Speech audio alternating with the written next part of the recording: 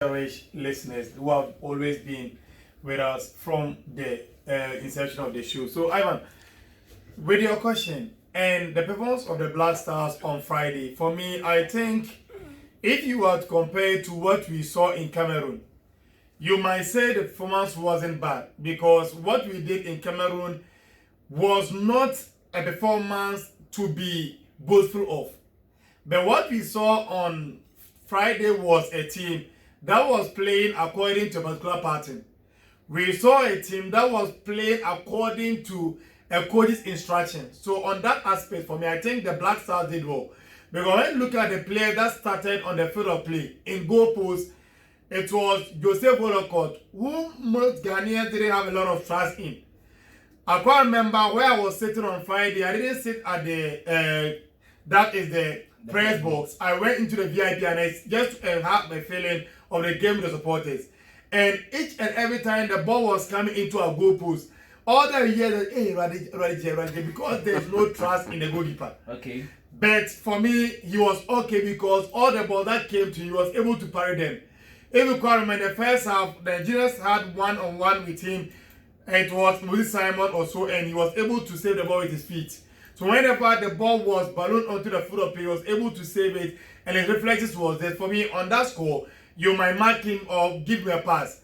And I said it, if you can remember, when we were having the commentary for the AFCON, that our defensive partnership of Amate and Jiku, for me, is the best that we've had in recent times. That means we have to forget about Salisu Mohammed. We can have Salisu to do because in tournaments, you cannot rely on only two players. You need squad depth. Because you cannot tell what will happen in future. What happens if Amate is to get COVID? Okay. That one is there.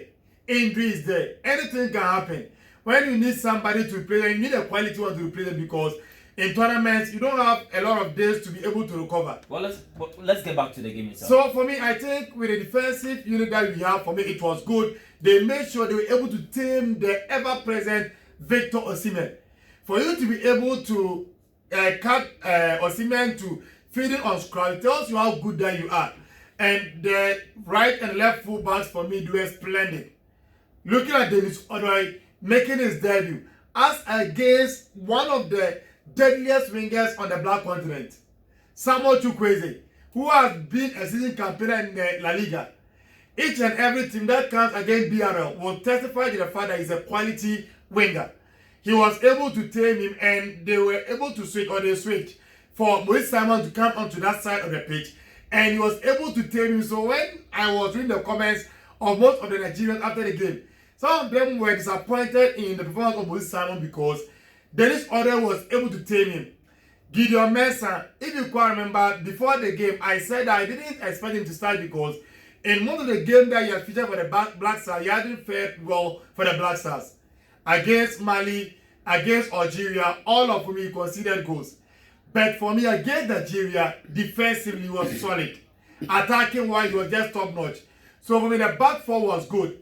Where I have a question mark is Thomas Teye Partey. Ghanaians are lambasting. They booed Jordan Ayew off the pitch. By yourself, what did our captain do on the field of play? He has a big shoe to wear because he is our talisman. He is the one that everybody was expecting. For him to give that defense play part because we had a striker that was running down the channel in the entire 90 minutes. So he's a striker. What that you need is service for him to be able to feed on. But Partey played the entire 90 minutes without giving even a single defense play pass from where he was playing. Okay. Baba Idrisu made sure that he was free to do anything that he wanted to do. Barring the mistake that could have cost Ghana from that penalty, Baba Idrisu also did okay in the game.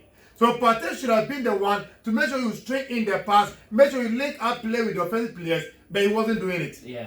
So for me, on the field of play, Partey for me disappointed me.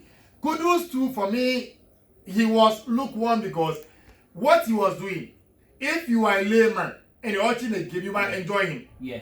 Because he was taking on the player, dribbling, passing on opponents, and that's what supporters always like. They like players with the catcher, with the samba style. Let's dribble. Let's make sure we entertain the supporters. But when you look at it from a tactical point of view, he was delaying Ghana's transition. And now, Coach Otuado spoke about that. Let's listen to him. Let's listen to him on that as well.